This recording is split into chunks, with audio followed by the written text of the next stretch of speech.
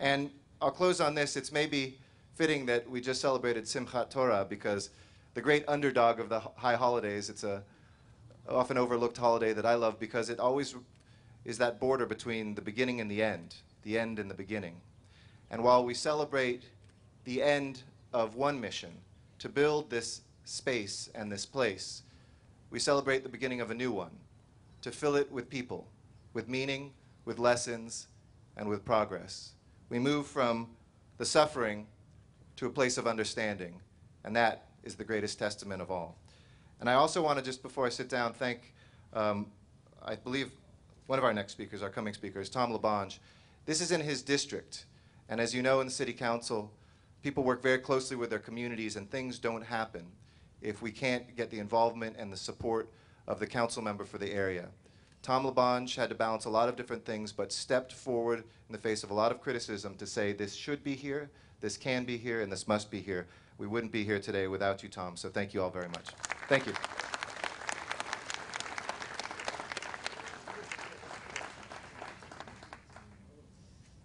Thank you, Eric. You're a brave man arguing city history with Tom Labange. It's now my pleasure to welcome Honorable Zev Yaroslavsky, Supervisor from the 3rd Supervisory District.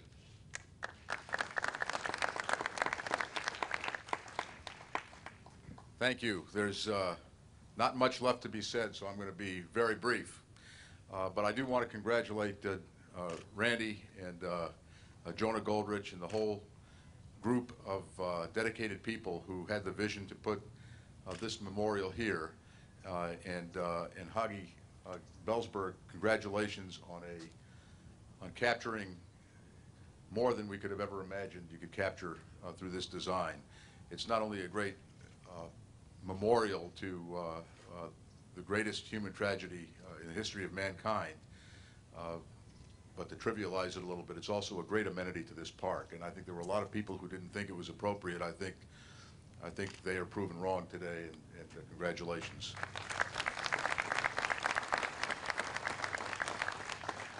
I would just say that the monument and the memorial here at the park are very important. Important as a magnet for people who have a curiosity or an interest in learning and memorializing the Holocaust. But the real memorial to the Holocaust is not in this concrete. It's not in any memorial. It's not in any monument.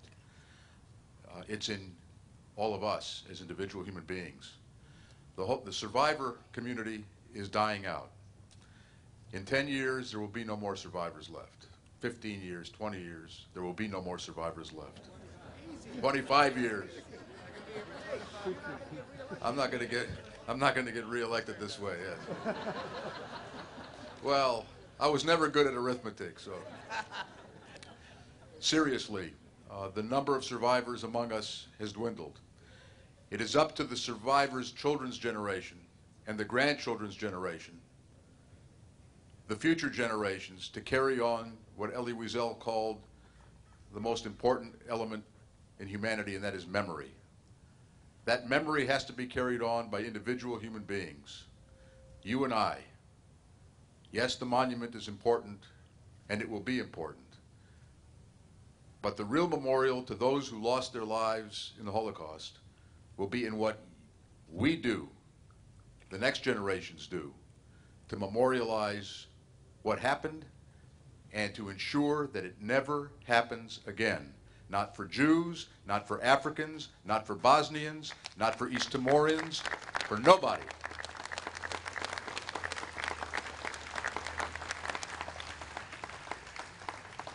And as Jews, we have a particularly high responsibility to make sure that memory is ever present in everyone's minds. As Jews who have suffered as much, if not more, than anyone, it is our responsibility to carry this message so that no other people experiences the tragedy that the Holocaust represents to us and to humanity. So again, congratulations on this singularly important day, but it's the next day and the days ahead that are equally important, and let's all of us step up and do our share. Thank you.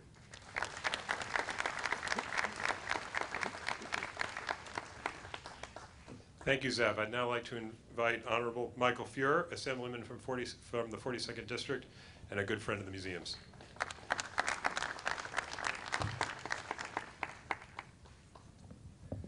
Mark, thank you very much. You know, I was reflecting, sitting on the stage here, about what we see in the world around us. I think we can all agree that we live in a world racked with division, with hostility, with brutality, and with every day lurks the possibility of another Holocaust, another genocide. Now look around us today in this beautiful park. What we see today is a reaching out, a grasping of one another's hands, an affirmation of not only the best of who we are as people, but the importance of remembering the potential for the worst of who we are, and the opportunity to train our kids so that they will never experience that which brings us together today. The world at large, this beautiful park. Let today's celebration begin a lesson that resonates from the walls behind me, throughout the city, throughout our state and our nation and our world. In Sacramento, in years past, I have been the co-chair of the commemoration of the events of the Holocaust.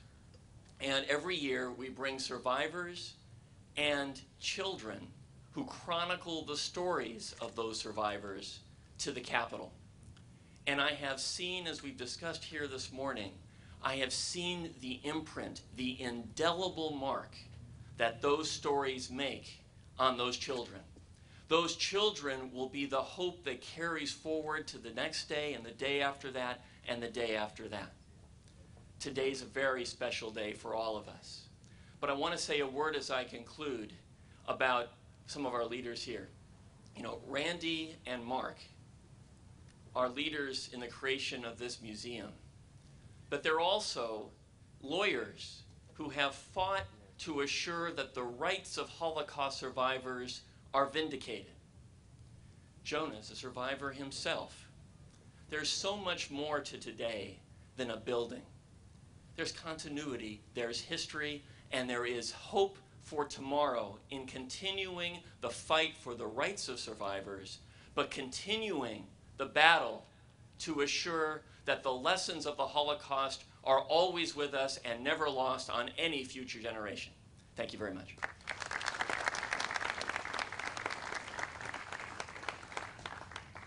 Thank you, Michael. Now it's with great pleasure that I introduce our councilman from the district, from the 4th District, where we're sitting now, and one of the people, as you've heard, who made sure that this museum not only happened, but flourished as you see it today. Councilman Tom LaBonge. Good morning to everybody. I want to share a little of my time with Paul Koretz, the great councilman of the 5th District right here. Well, thank you, Tom. This is a great day, and I thank Jonah and Randy and everybody else who played a role in making this happen. It means a lot to me personally, and I appreciate it, because I, like so many people here, lost relatives in the Holocaust, particularly my father's very dear sister. And my father died in the mid-70s, and it was over 30 years after the end of the Holocaust. And even at that time, I asked him a few times. He was never able to speak about what happened. The emotions were still too raw 30 years later. The evil acts too powerful and too unimaginable. And in a way, that's my fear, that what happened during the Holocaust is too unbelievable. And as we go further and further from the time where people had the first-hand experiences, or the second generation where they were told to their children, it'll seem more and more unbelievable.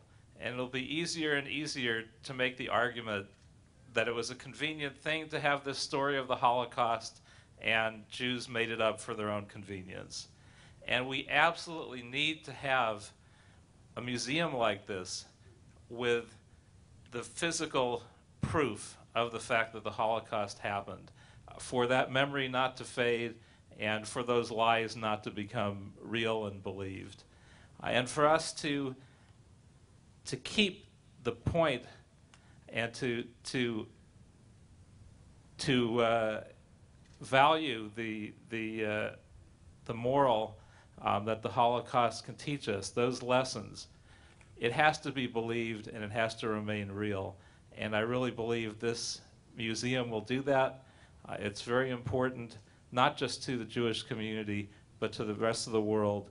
And if we're going to make sure that this kind of thing is never repeated, we need for people to believe that it happened, and I believe this museum will do that. So I thank everyone for making this possible. I didn't play a significant role in this, I wish I had, but it means no less to me because of that. So thank you all of you for being here, and thank you to everyone who made this happen. And I should just say, notably Tom LeBonge, who had to go through a lot of issues and a lot of work, and this never would have happened without his help and cooperation. So let's give him a big hand. Good morning again. It's a great day. The sun is now breaking through. It was a great day yesterday in the world as the people of Chile and everyone celebrated and those people were saved. And you think of all that, what was 70 days, but you go back in time, and I remember last night when I did stop before I went out to the community meetings that you do, I told my son who was next to me on the couch, I want you to remember this as you watch those men come up from that mine.